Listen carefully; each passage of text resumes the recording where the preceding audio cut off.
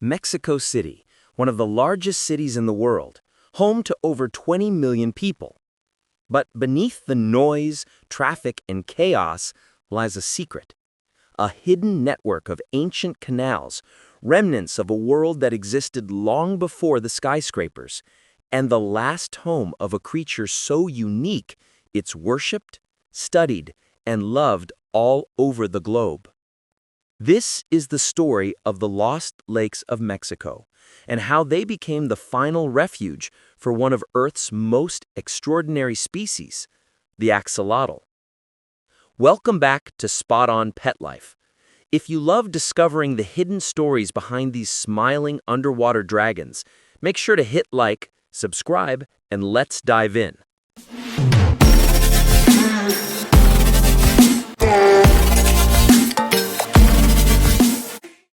Part 1. The World Before Mexico City. Long before Mexico City was the bustling metropolis we know today, it was a place of water. 5 massive, interconnected lakes spread across the Valley of Mexico. Lake Texcoco, the largest, and home to the Aztec capital of Tenochtitlan. Lakes Xochimilco, Chalco, Xaltocan, and Zumpango, smaller but rich in life. Imagine it, thousands of birds, fish, and plants thriving in crystal-clear shallows. Floating gardens known as chinampas, artificial islands, covered the water, producing crops year-round. And swimming quietly below those roots were thousands of axolotls, perfectly adapted to the cool, calm waters of this unique environment. But then came colonization and change. When the Spanish arrived in the 1500s, they saw the lakes as a problem, not a treasure. The constant flooding made city life difficult, so they began an enormous project, draining the lakes. Over centuries, the canals dried up. Cities rose where water once flowed, and the vast aquatic world that once defined the Valley of Mexico began to disappear. By the 20th century, only one lake survived, Xochimilco, a maze of canals and floating gardens that today hides the last remaining population of wild axolotls. Part 3. The Miracle of Xochimilco. Xochimilco today is part of Mexico City, but it feels like another world. If you travel there early in the morning, mist floats above the water, and colorful boats called jarineras glide between the reeds. It's quiet, peaceful, almost sacred. But beneath that surface lies a fragile ecosystem, one of the last strongholds of a species found nowhere else on Earth.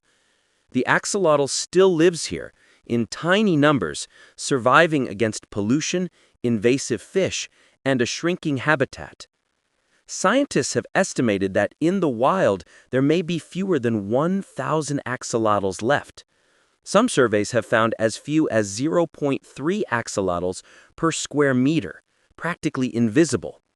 And yet they persist. Just like the god Xolotl they're named after, they keep fighting to survive. Part 4. The Modern Rescue. But it's not all doom and gloom. There's hope. Local farmers, called chinamperos, are teaming up with scientists to bring life back to Xochimilco. They're rebuilding the ancient chinampa system, which naturally filters the water, supports crops, and provides safe zones for wildlife.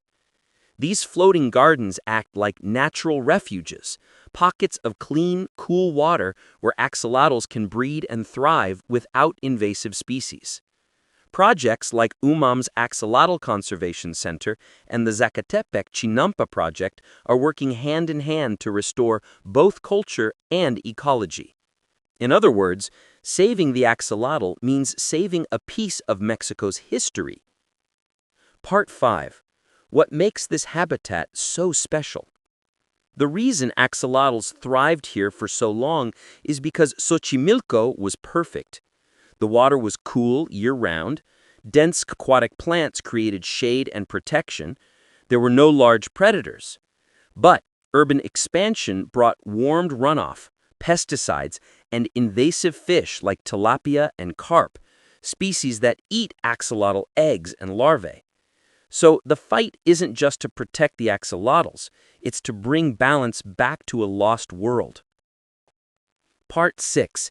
A symbol for the future. Today, the axolotl has become more than an animal. It's a symbol of hope and resilience. In a city built over its home, surrounded by concrete and chaos, it survives, quietly reminding us of the power of adaptation and the cost of forgetting our natural roots. You can find its face on murals, on coins, even on the 50 peso note. A small, smiling reminder that hope is still alive in the waters of Xochimilco. And for us, the people who love and care for them, every axolotl in captivity is a chance to keep their story alive. Ferro, Mario, and Cecilia may have never seen Mexico, but they represent it. Living proof of how something ancient and sacred can still bring joy to people around the world.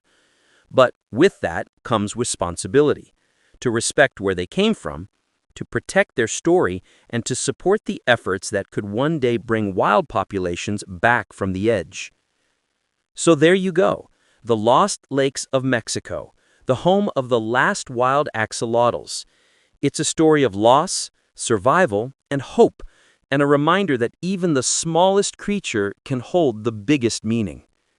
If you enjoyed this, check out my video, How Axolotls Became a Symbol of Hope in Mexico. It's the perfect companion to this story. And tell me in the comments, would you visit Xochimilco to see the last wild axolotls yourself?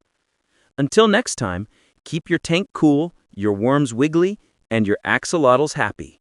See ya!